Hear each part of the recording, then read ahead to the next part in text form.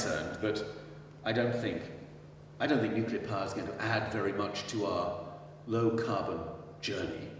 We did a detailed analysis about what would happen if we substituted new reactors for our existing reactor fleet, as it's called. I love that word, fleet, there. It gives you a nice impression, doesn't it, of these magnificent artifacts kind of creaming along serenely into a wonderful future. If we substituted new reactors for all our existing nuclear fleet, that's roughly 10 gigawatts of nuclear-generated electricity.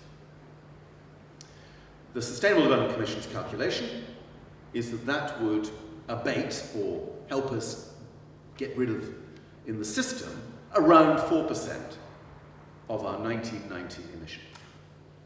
If we doubled that and went to 20 gigawatts, so that's twice as many, not necessarily twice as many reactors, but twice the capacity of our current nuclear capacity, then it would be around 8% of 1990 emissions.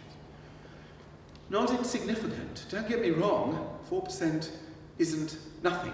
4% is probably quite helpful.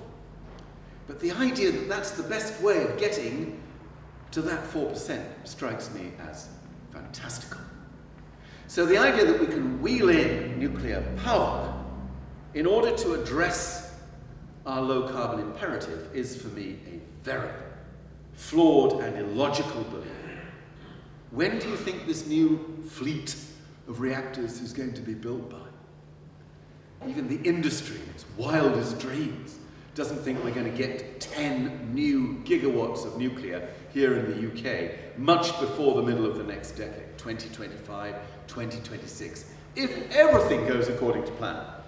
And that is such a preposterous statement that you will immediately realize the flaws in it. Only 2 of these new European pressurized reactors are being built at the moment in Europe, one in France, one in Finland. Look at the record. The French one is overdue already. Costs are escalating, not a good story. The Finnish reactor, that is an absolute pearl. It is already 3.5 years over time.